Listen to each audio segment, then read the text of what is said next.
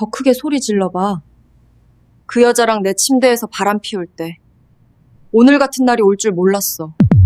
샤워기 금속 테두리에 맺혀있던 물방울이 응결되더니 이내 중력을 이기지 못하고 떨어져 내렸다.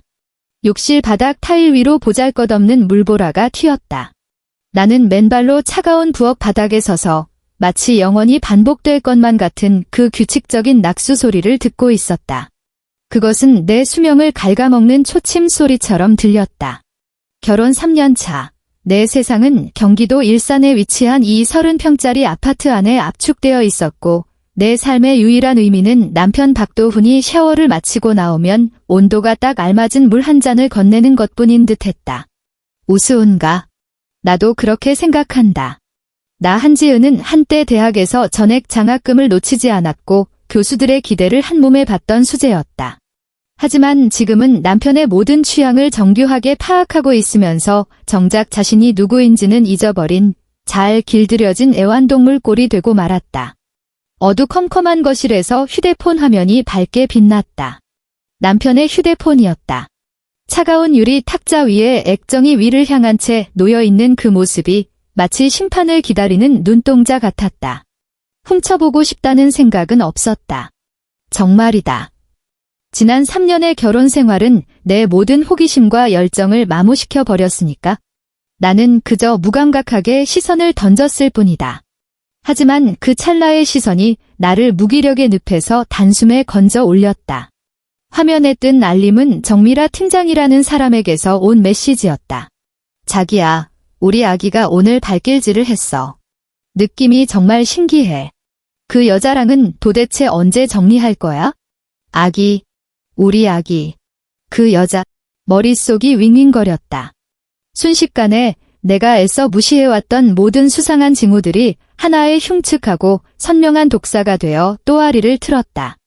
회사 회식이라며 낯선 향수 냄새를 묻히고 들어왔던 늦은 밤들, 휴대폰을 신주단지 모시듯 하며 샤워할 때조차 욕실로 들고 들어가던 기이한 행동들, 휴대폰을 들여다볼 때면 입가에 번지던 나에게는 한 번도 보여준 적 없는 그 다정한 미소까지.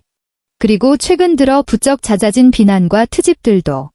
지은아, 넌 좀 제대로 된 아내처럼 굴 수 없어? 꼴 좀 봐라. 하루 종일 집구석에서 빈둥거리면서 청소 하나 깔끔하게 못해. 너랑 이야기하고 있으면 숨이 턱턱 막혀. 그랬구나. 내가 부족해서가 아니었다. 내가 정말 그토록 형편없는 인간이라서가 아니었다. 그저 그의 마음이 이미 이곳을 떠났기 때문이었다. 그는 죄책감 없이 떠날 명분이 필요했고, 그래서 나를 아무짝에도 쓸모없는 폐기물로 만들어버린 것이다. 가슴이 아프지는 않았다. 정말이다. 내 심장은 아마도 수많은 고독한 밤, 그가 가한 냉소적인 폭력과 정신적인 억압 속에서 이미 난도질당해 너덜너덜해졌을 것이다. 지금 남은 건 차가운 껍데기뿐이었다. 그런데 바로 지금 그 빈 껍데기 속에서 낯선 불꽃이 타오르기 시작했다. 뜨겁지는 않았지만 모든 것을 재로 만들어버리겠다는 차분하고도 서늘한 결의를 품은 불꽃이었다. 그때 내 휴대폰이 울렸다. 화면에 뜬 시어머니라는 네 글자가 불길한 징조처럼 느껴졌다. 나는 깊게 심호흡을 하고 전화를 받았다. 귀에 익어 구역질이 날 것 같은 날카로운 목소리가 즉시 고막을 찔러왔다. 지은아, 뭐 하고 있니? 전화는 왜 이렇게 늦게 받아? 좋은 소식 하나 알려주마. 내가 시골집을 팔았다. 며칠 뒤에 올라가서 너희랑 같이 살 거다. 준비해둬라. 도훈이 서재 옆방을 싹 치워서 내 방으로 만들어놔. 나는 남향인 그 방이 좋더라. 이불은 햇볕에 바짝 말려놓고. 곰팡이 냄새나는 건 질색이니까. 그녀는 내 형편 따위는 묻지도 않고 우리 생활에 대한 침략을 너무나 당연하게 선포했다. 선심이라도 쓴다는 듯한 그 뻔뻔한 표정이 눈앞에 그려지는 듯했다. 노후를 보내러 오신다고? 천만에. 나를 감시하고 괴롭히고 내 마지막 숨통까지 조여버리러 오는 것이다. 휴대폰을 쥔 손에 힘이 들어가 손마디가 하얗게 질렸다. 욕실에서 물소리가 멈췄다. 박도훈, 나의 훌륭하신 남편이 나올 시간이다. 네, 어머니. 스스로도 놀랄 만큼 내 목소리는 평온했다. 준비해 놓겠습니다. 전화를 끊자마자 박도훈이 수건을 두르고 젖은 머리를 털며 욕실에서 나왔다. 그는 휴대폰을 쥐고 있는 나를 보더니 얼굴에 스치는 긴장감을 애써 감추며 늘 그렇듯 짜증 섞인 표정으로 물었다. 누구 전화야? 어머니예요. 시골집 파셨다고 올라와서 우리랑 같이 사시겠대요. 나는 무미건조하게 사실을 전했다. 그의 표정이 순식간에 복잡하게 일그러졌다. 놀라움과 짜증. 하지만 그보다 더 큰 비중을 차지하는 것은 계산이었다. 내 눈에는 훤히 보였다. 그는 지금 머릿속으로 빠르게 손익을 따지고 있었다. 정미라 쪽에서는 임신을 빌미로 이혼하라고 압박해오는데 마땅한 타이밍을 잡지 못해 골머리를 앓던 참이었겠지. 그런데 어머니가 오신다니 어머니를 모실 공짜 파출부로 나를 붙잡아 두고 자신은 그 틈에 위대한 사랑을 처리할 시간과 여유를 벌 수 있겠다고 생각하는 것이다. 예상대로 그는 내게 다가와 어색하게 어깨를 두드렸다. 오랜만에 듣는 그 가증스러운 다정한 말투였다. 지은아, 많이 힘들 거라는 거 알아. 그래도 우리 엄마잖아. 자식된 도리로 모셔야지, 안 그래? 당신은 원래 현명하고 착하니까 잘할 거라고 믿어. 이번 일만 잘 부탁해. 엄마 자리 잡으시면 내가 나중에 확실하게 보상해 줄게. 보상. 참으로 웃기는 단어다. 나는 그의 위선적인 얼굴과 눈동자 깊은 곳에 스치고 지나가는 일말의 죄책감, 그리고 그보다 더 짙게 깔린 이기심을 바라보며 헛웃음이 나올 뻔했다. 나는 시선을 아래로 떨구며 감정을 숨기고 고개를 끄덕였다. 네, 알겠어요. 걱정 마세요. 제가 다 알아서 할게요. 그는 안도한 듯 숨을 내쉬며 만족스럽게 돌아서서 옷을 입으러 갔다. 입버릇처럼 말하던 그 현명한 아내가 이미 전혀 다른 사람이 되었다는 사실은 꿈에도 모른 채 그는 내가 여전히 쥐락펴락할 수 있는 한지은인 줄 안다. 지난 3년처럼 묵묵히 참고 견디며 그가 나를 헌신짝처럼 내버릴 준비를 마칠 때까지 봉사할 거라고 생각한다. 착각이다. 이 지옥 같은 결혼 생활의 고통을 나 혼자 감당할 이유는 없다. 박도훈이 내게 진 빚, 그와 그의 어머니가 내게 안겨준 모든 모욕은 누군가가 대신 갚아야 한다. 그리고 그 자리를 그토록 탐내는 정미라, 그녀는 박도훈의 아내라는 자리를 원하지 않았던가? 이 대단한 집안의 며느리가 되는 복을 누리고 싶어 하지 않았나? 좋다. 내가 주겠다. 그 천운 같은 복을 하나도 빠짐없이 그녀에게 양보하겠다. 박도훈이 광화문에 있는 회사로 출근한 뒤 나는 평소처럼 청소기를 돌리거나 저녁을 준비하지 않았다. 대신 창고에서 가장 큰 여행용 가방을 꺼내 펼쳤다. 예쁜 옷은 단 한 벌도 챙기지 않았다. 그가 사준 싸구려 선물 따위도 건드리지 않았다. 내가 챙긴 것은 신분증, 여권, 대학 졸업장, 그리고 내가 몰래 복사해서 숨겨두었던 모든 재산 증명 서류들이었다. 부부 공동 명의로 된 이 아파트 전세 계약서와 2억 원의 보증금 영수증. 그중 4분의 1은 우리 부모님이 결혼할 때 쥐어주신 피 같은 돈이었다. 그리고 매달 카드 명세서를 정리하며 몰래 모아둔 그의 급여 내역서까지. 이것들은 훗날 내 반격을 위한 탄환이 될 것이다. 나는 오로지 온전히 나에게 속한 것들, 한지은이라는 독립된 인격의 흔적이 묻어있는 책들과 일기장, 그리고 친정어머니가 물려주신 낡은 반지 하나만을 가방에 쓸어 담았다. 마지막으로 거실 구석으로 걸어가 공기청정기 모양으로 위장된 소형 팩캠을 뽑아 들었다. 우리가 키우던 강아지를 보려고 샀던 물건이었다.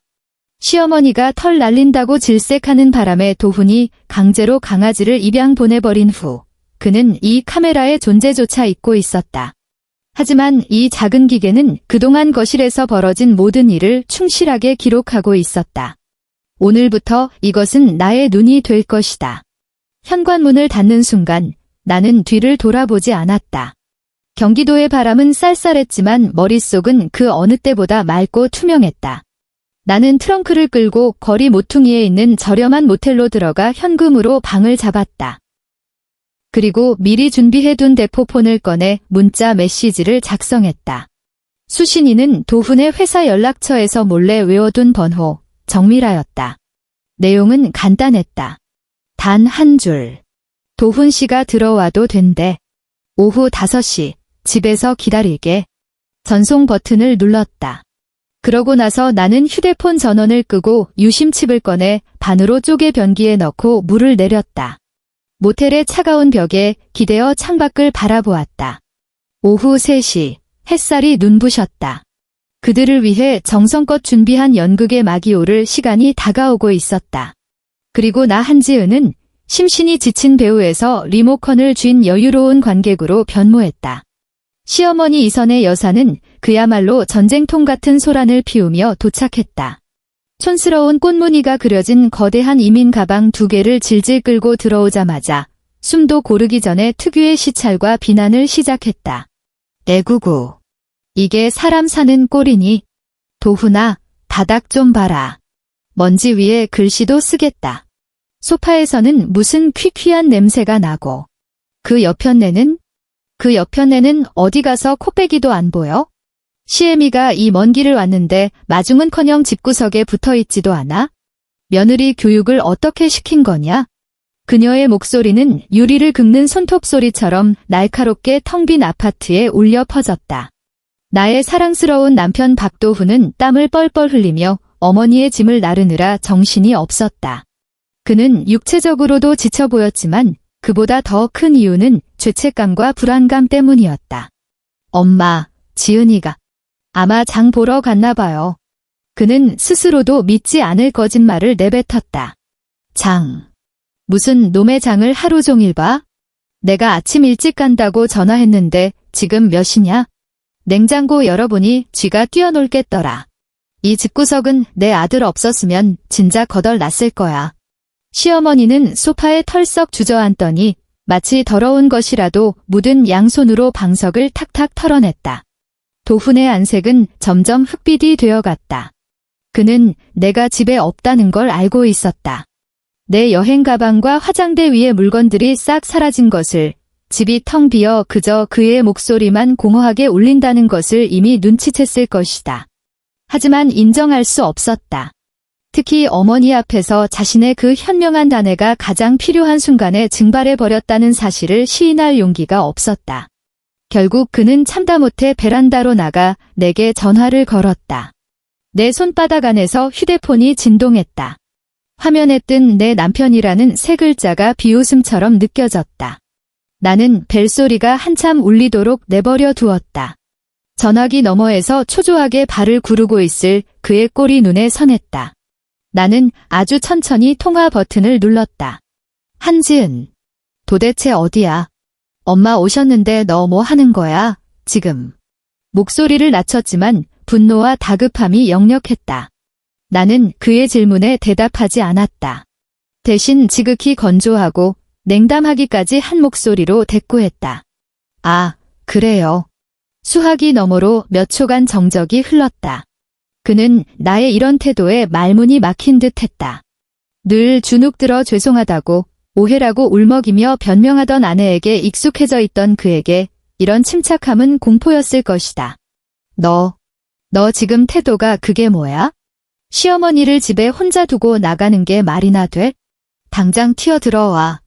그는 불안감을 감추기 위해 억지로 목소리를 높였다. 내가 왜 가요? 나는 작게 코웃음을 쳤다. 크지 않은 소리였지만 그가 필사적으로 부풀리고 있는 허세라는 풍선을 터뜨리기엔 충분했다. 그 집, 이제 나는 필요 없잖아요. 너 무슨 헛소리야. 그는 완전히 당황했다. 또 무슨 뚱딴지 같은 고집을 피우는 거야? 지금 그럴 때가 아니라고. 고집 피우는 거 아니에요, 도훈 씨. 나는 그의 말을 끊고 또박또박 씹어뱉듯 말했다. 그냥 지쳤어요. 당신 식구들 뒤치다꺼리 하는 거 이제 안 할래요. 하지만 걱정 마요. 당신의 그 지극한 효심 내가 완성해 드렸으니까. 무슨 소리야? 오후 5시. 나는 손목시계를 내려다보았다. 시침이 정확히 그 흥미로운 숫자를 향해 가고 있었다. 나 대신 당신 어머니 모실 사람이 갈 거예요. 나보다 훨씬 젊고 예쁘고 당신 마음에, 그리고 당신 어머니 마음에 쏙 들만한 새며느리 감이 갈 테니까 기대해요. 나는 그가 되물을 틈도 주지 않고 전화를 끊어버렸다. 박도훈은 지금쯤 베란다 난간을 붙잡고 얼굴이 창백해진 채 서 있을 것이다. 머릿속은 믹서기에 갈린 것처럼 엉망진창이겠지? 내가 말한 사람이 정미라라는 걸 짐작은 하겠지만 도대체 왜, 어떻게 내가 이런 일을 벌였는지는 이해하지 못할 것이다. 자기애와 우월감으로 꽉 찬 그의 뇌로는 발미돼 있던 여자가 이런 판을 짰다는 사실 자체를 받아들이기 힘들 테니까. 거실에 있던 이선의 여사도 아들의 통화 내용을 얼핏 들은 모양이었다. 뭐냐? 오후 5시는 뭐고 대신 효도한다는 건 또 뭔 소리야? 그녀는 아들에게 바짝 다가앉으며 호기심과 의심이 가득한 눈을 번뜩였다. 도훈은 식은땀을 흘리며 말을 더듬었다. 아무것도 아니에요. 엄마. 지은이가 몸이 좀 안 좋아서 친구네 집에 가 있대요. 몸이 안 좋아? 시어머니의 눈이 순간 반짝 빛났다. 그녀는 목소리를 낮추며 은밀한 투로 속삭였다. 설마 애 들어선 거 아니냐? 애구, 어쩐지. 그 싹싹하던 애가 갑자기 웬일인가 했네. 아니, 근데 임신했으면 바로 나한테 보고를 해야지. 어딜 기어나가? 도훈의 표정은 울기 직전이었다. 엄마, 그런 거 아니에요? 그냥, 아니긴 뭐가 아니야. 시어머니는 아들의 말을 자르고 혼자만의 달콤한 망상에 빠져들었다. 아까 대신 사람 보낸다며? 딱 보니 알겠네. 지은이 그게 임신했다고 유세 떠느라고 고급 파출부 불렀구만. 내 아들 돈으로 호강하네, 아주. 그래도 뭐, 늙은 시엠이 챙기겠다고 사람 쓴 거니 갸륵하긴 하다. 그녀의 기적적인 논리 회로 속에서 모든 상황은 완벽하게 맞아떨어졌다. 불만 가득하던 시어머니는 순식간에 고급 서비스를 받을 준비가 된 귀부인으로 돌변했다. 도훈아, 걔한테 물어봐라. 파출부 얼마짜리 썼냐고. 요즘 업체들 사기꾼 많다. 그래도 기왕 부른 거 안마도 좀 할 줄 알고 요리 솜씨 좋은 사람이면 좋겠는데. 버스 타고 오느라 허리가 끊어질 것 같다. 저녁엔 삼계탕이나 푹 고아 오라고 해라. 게장도 좀 담가 달라고 하고.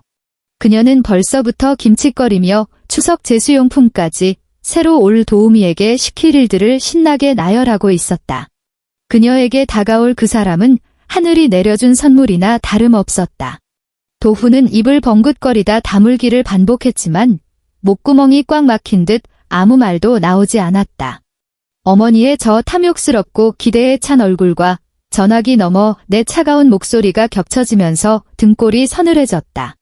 거대한 재앙이 쓰나미처럼 몰려오고 있다는 예감이 들었지만 그는 속수무책이었다.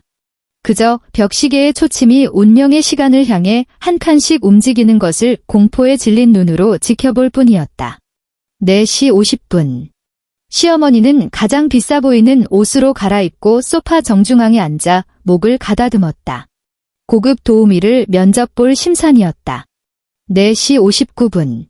도훈은 안절부절 못하며 거실을 서성였다. 손바닥에 땀을 바지에 문질러 닦았다. 내게 다시 전화를 걸어보려 했지만 휴대폰은 꺼져 있었다. 당장이라도 밖으로 뛰쳐나가고 싶었지만 어머니의 불호령이 떨어졌다. 정신 사납게 왜 왔다 갔다 해. 손님 오실 때 다 됐는데 얌전히 좀 앉아 있어라. 5시 정각. 딩동. 경쾌한 초인종 소리가 적막한 거실에 천둥 소리처럼 울려 퍼졌다. 시어머니는 허리를 꼿꼿이 세우며 거만하고도 품위 있는 미소를 지었다. 반면 도훈은 사형 선고를 받은 죄수처럼 온몸이 딱딱하게 굳어버렸다. 왔나 보다. 시어머니가 현관 쪽을 턱짓으로 가리켰다. 나가서 문 열어드려라. 한지은이가 어떤 대단한 사람을 보냈는지 내 눈으로 직접 봐야겠다. 도훈은 납덩이를 매단 듯 무거운 다리를 질질 끌며 현관으로 향했다. 한 걸음 한 걸음이 가시밭길이었다. 도어록 손잡이 위에 손을 올렸지만 차마 돌릴 수가 없었다. 뭐하니? 어서 안 열고.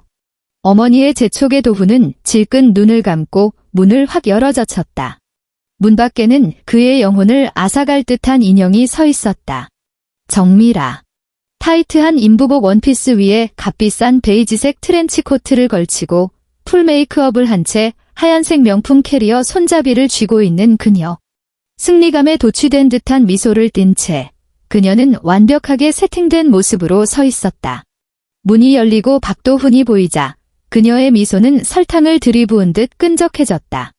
콧소리가 잔뜩 섞인 목소리가 흘러나왔다. 자기야, 나왔어. 보고 싶었어. 그녀는 두 팔을 벌려 도훈의 품으로 뛰어들 기세였다. 하지만 기대했던 연인의 포옹은 없었다. 대신 사색이 되어 덜덜 떨고 있는 박도훈의 겁에 질린 눈동자만이 그녀를 반겼다. 미라가 상황을 파악하기도 전에 도훈의 등 뒤에서 날카로운 목소리가 날아왔다. 누구세요? 그제야 정미라는 것일 소파에 앉아있는 중년 여성을 발견했다. 촌스러운 원색 정장을 입고 마치 물건을 감정하듯 자신을 위아래로 훑어보는 50대 여성. 정미라의 얼굴에서 미소가 증발했다. 그녀는 이곳에 들어오는 수많은 시나리오를 상상했지만 집에 낯선 다줌마가 버티고 있을 줄은 꿈에도 몰랐다. 그녀는 미간을 찌푸리며 팔을 거두고 특유의 오만한 태도로 물었다. 그러는 아줌마는 누구신데요? 이선의 여사가 소파에서 천천히 몸을 일으켜 현관으로 걸어 나왔다. 그녀는 정미라의 머리끝부터 발끝까지 훑어보더니 불룩하게 소순배의 시선을 고정했다. 그녀의 눈썹이 꿈틀거렸다. 내가 누구냐고 묻잖아. 남의 집문 앞에 떡하니 서서 내 아들한테 자기니 뭐니 교태를 부리고 당신 뭐야? 뭐 물건 팔러 온 잡상인이야? 아니면 요즘 유행하는 사기꾼인가? 우리 집은 필요한 거 없으니까 썩 돌아가. 정미라의 표정이 싸늘하게 굳었다. 그녀가 누구인가? 강남 오피스가에서 콧대 높기로 유명한 정 팀장이자 박도훈을 쥐락펴락하며 한 가정을 파탄낸 장본인이다. 오늘 그녀는 이 집의 새로운 안주인 자격으로 당당하게 입성한 것이다. 그런데 이 촌구석 아줌마가 자신을 잡상인 취급을 해. 그녀는 코웃음을 치며 현관을 막고 서서 석상처럼 굳어버린 박도훈을 옆으로 밀쳐냈다. 그리고 보란듯이 캐리어를 끌고 현관 안으로 들어섰다. 또각또각 하이힐 소리가 거실 바닥을 날카롭게 찍었다. 아줌마, 뭔가 착각하시나 본데 저 잡상인 아니거든요. 그녀는 턱을 치켜들며 도도하게 말했다. 도훈 씨 보러 온 거예요? 아, 아니지. 오늘부터 여기가 제 집인데요. 뭘 아줌마가 이 집 파출부면 내 짐 좀 안방으로 옮겨줘요. 보시다시피 제가 혼몸이 아니라서 무거운 걸 못 들거든요. 파출부. 이선의 여사의 눈이 튀어나올 듯 커졌다. 목소리가 옥타브를 넘어 찢어질 듯 치솟았다. 너 지금 누구 보고 파출부래? 어디서 굴러먹던 뼈다귀가 감히. 너 다시 한번 말해봐. 어머, 파출부 아니었어요. 정미라는 입을 가리며 놀란 척했지만 눈빛은 경멸로 가득 차 있었다. 행색을 보니까 딱 그건데. 그럼 누구신데요? 그녀는 멍하니 서 있는 박도훈에게 고개를 돌리며 앙탈을 부렸다. 자기야, 정리 다 끝났다며? 왜 집에 낯선 사람이 있어?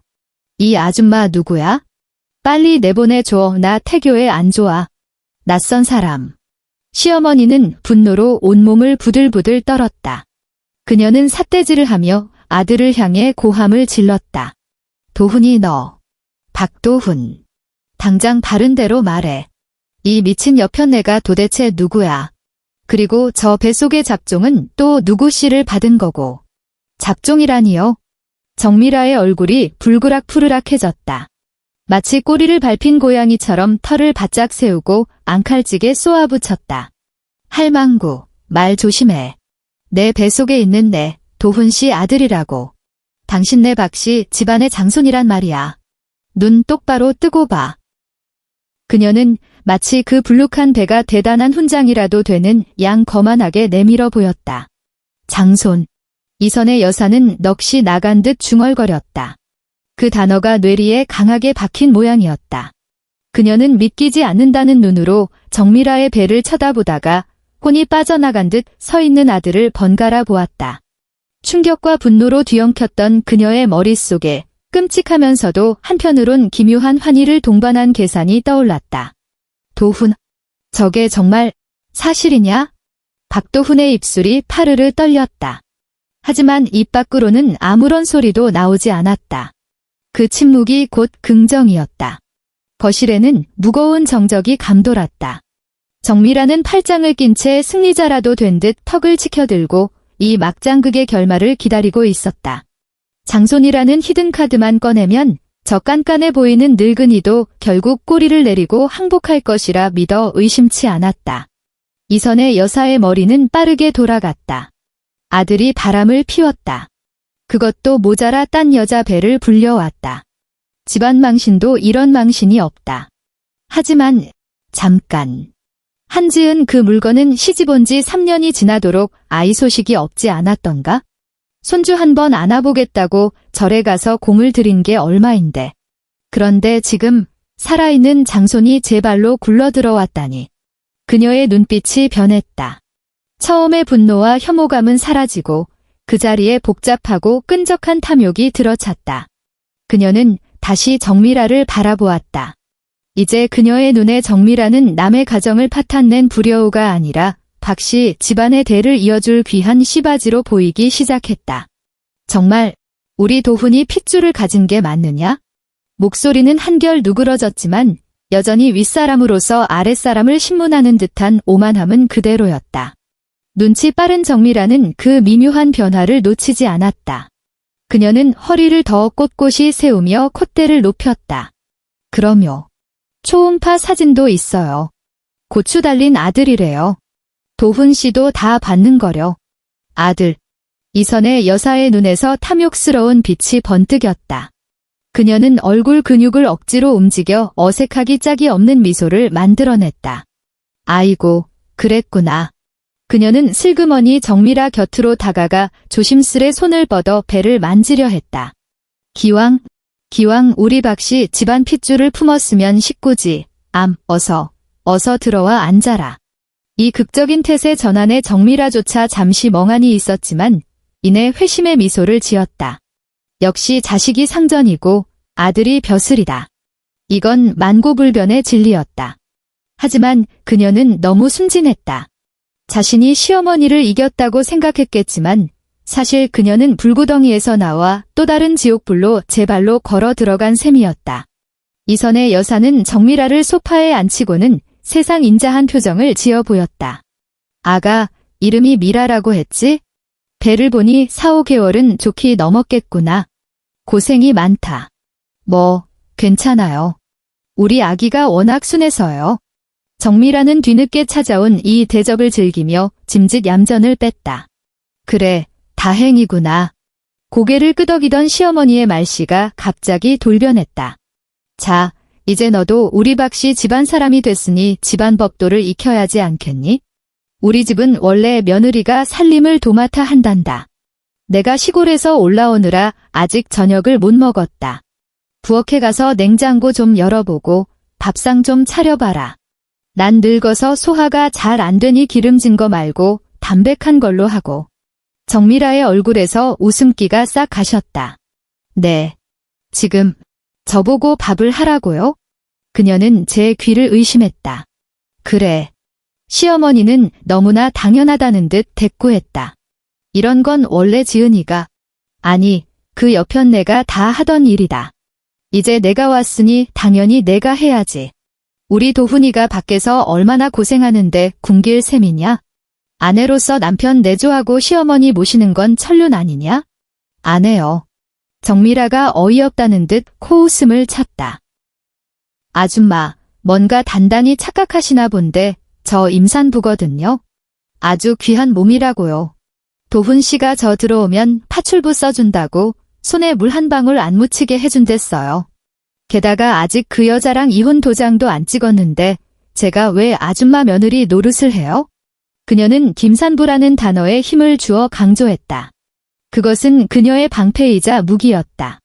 순식간에 이선의 여사의 얼굴이 다시 흑빛으로 변했다.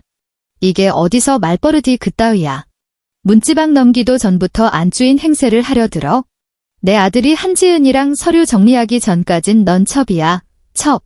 어디서 감히 아내니 뭐니 입을 놀려? 임신.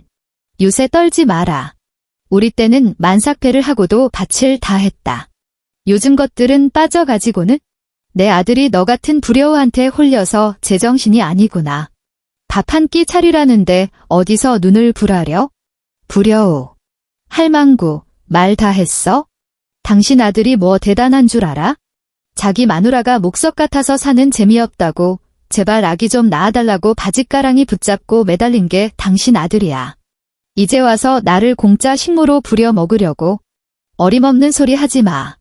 정미라 역시 호락호락한 위인이 아니었다.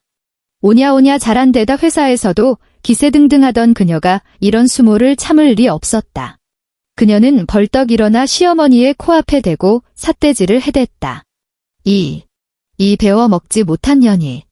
혈압이 머리끝까지 치솟은 시어머니가 소파 쿠션을 집어 던졌다. 아, 지금 사람 쳤어요. 내 뱃속에 당신 손주가 있다니까. 정미라는 비명을 지르며 피하더니 식탁 위에 있던 사과를 집어 시어머니를 향해 내던졌다. 거실은 순식간에 아수라장이 되었다. 자신의 절대 권력을 지키려는 시어머니와 개국 공신으로서의 지위를 인정받으려는 며느리 후보. 두 여자는 태어나지도 않은 성별조차 불확실한 태아를 볼모로 삼아 난투극을 벌이기 시작했다. 이 재수 없는 년. 들어오기도 전부터 집구석을 뒤집어 놔? 이 꼬장꼬장한 늙은이가 나를 식모 취급을 해? 꿈깨. 서로의 머리채를 휘어잡고 날카로운 손톱이 허공을 갈랐다. 탁자가 엎어지며 리모컨과 과일들이 바닥을 굴렀다. 장식장 위에 있던 청자 화병이 떠밀려 떨어지며 와장창 산산조각이 났다. 그 모든 사단이 난 원흉. 박도훈은 허수아비처럼 두 여자 사이에 끼어 이러지도 저러지도 못하고 있었다. 엄마, 그만해요. 미라 임신했잖아. 그가 어머니를 말리려 들자 이선에 여사가 아들의 등짝을 후려갈겼다. 비켜. 이 등신 같은 놈아. 내 놈이 저런 화상을 집안에 들여서 이 사달이 난 거 아니냐? 미라야. 제발 진정해. 아기 잘못되면 어쩌려고 그래? 이번엔 정미라를 붙잡으려 하자 그녀는 독이 잔뜩 오른 눈으로 그의 팔을 물어뜯을 기세였다. 박도훈, 이 나쁜 자식아.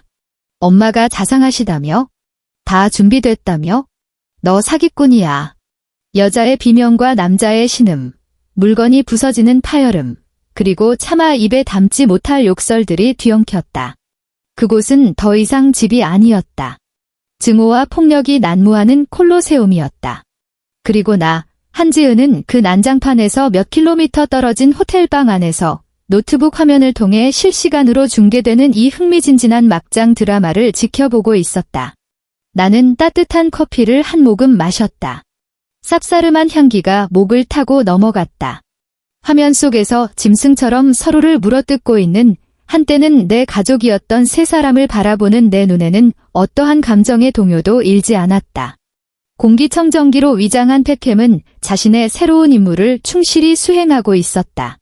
고화질이 영상과 선명한 음질이 그들의 추악한 민낯을 가감없이 내 눈앞으로 전송해 주었다. 분노로 일그러진 시어머니의 얼굴. 과거 나에게 비수처럼 꽂혔던 그 독설들이 이제는 다른 여자를 향해 쏟아지고 있었다. 회사에서는 늘 우아하고 완벽했던 정 팀장, 정미라. 그녀는 지금 산발이 된 머리를 하고 악을 쓰며 자신의 보잘것없는 지위를 지키려 발악하고 있었다. 그녀는 자신이 승리자인 줄 알고 들어왔겠지만 그 승리품은 독이 든 성배였다. 그리고 박도훈.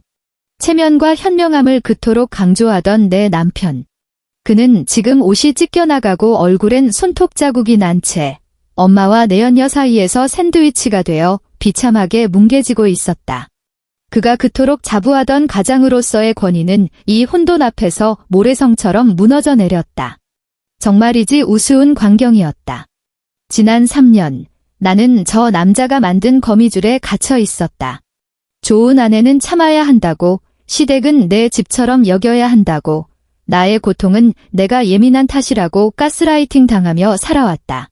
그는 나를 감정 없는 가사 도우미로, 불평 없는 감정 쓰레기통으로 만들었다. 하지만 이제 그가 직접 초대한 나의 후임자가 그 모든 거짓을 가장 원초적인 방식으로 박살내고 있었다.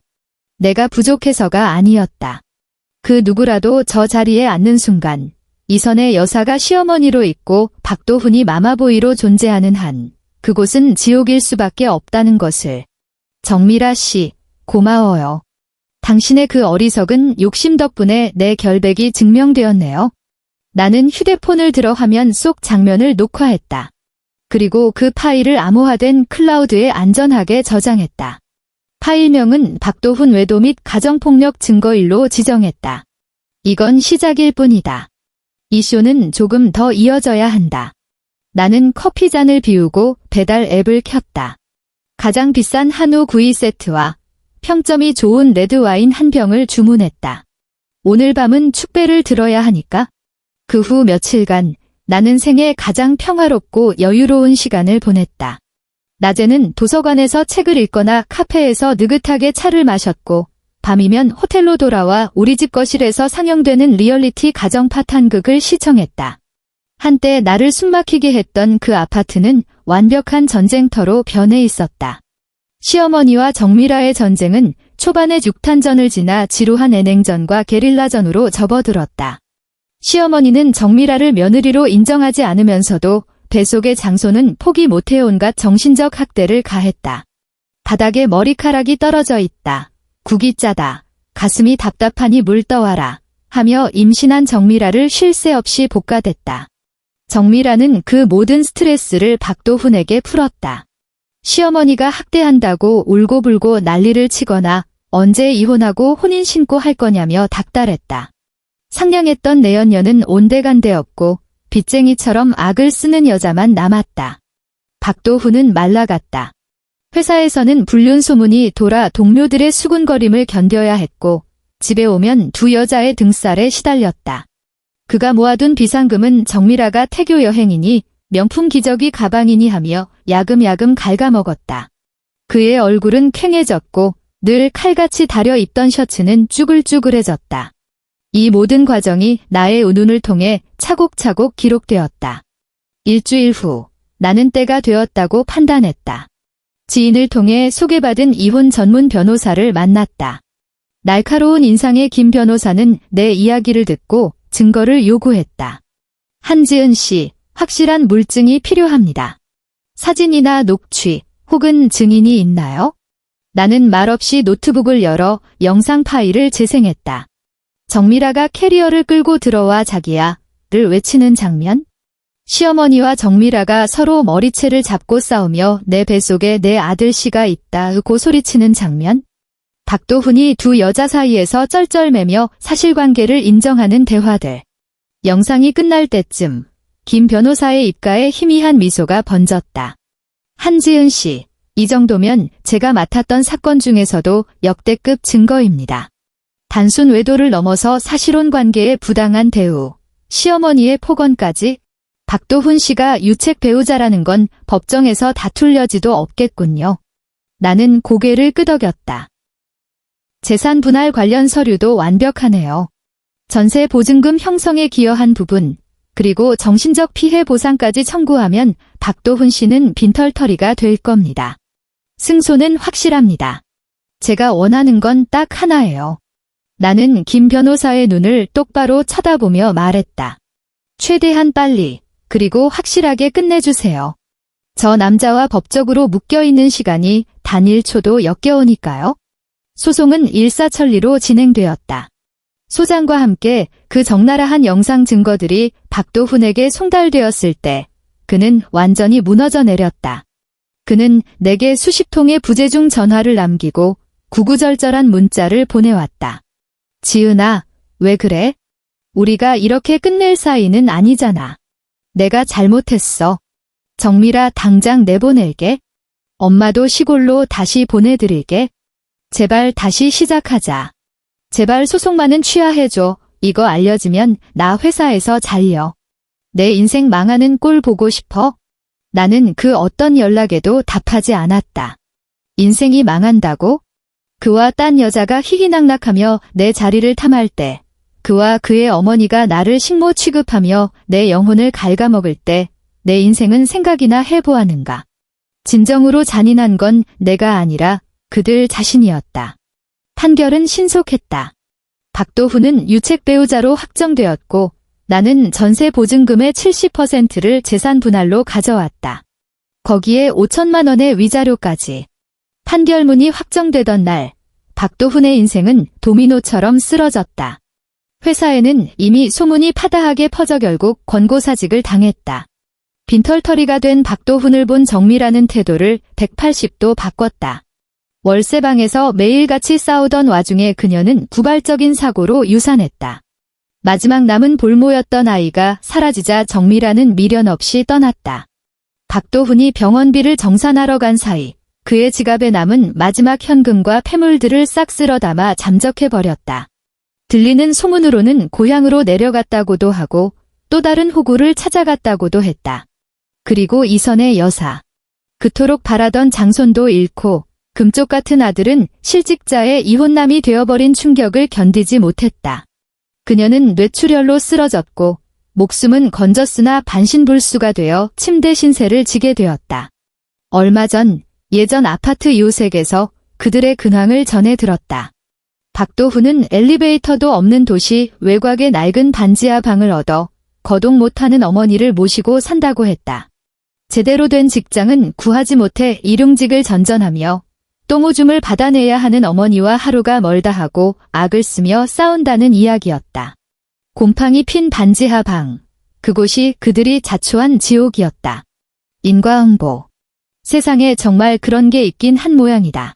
그리고 나, 한지은. 나는 위자료와 재산 분할받은 돈을 합쳐 서울 도심의 치안 좋고 조용한 오피스텔을 샀다. 새로 산 화분에 물을 주는데 투명한 유리창 너머로 눈부신 햇살이 쏟아져 들어왔다. 휴대폰이 진동했다. 은행 앱에서 잔고 입금 알림이 떴다.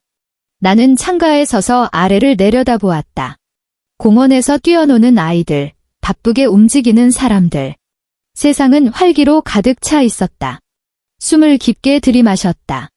공기 중에 햇살 냄새, 젖은 흙 냄새, 그리고 무엇보다 달콤한 자유의 냄새가 배어 있었다. 나는 깨달았다. 내가 벌인 이 복수극은 단순히 바람난 남편과 시댁을 응징하기 위한 것만이 아니었음을.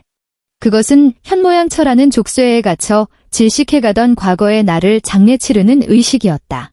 이제 껍데기뿐이던 한지은은 죽었다. 그리고 오늘 나는 다시 태어났다.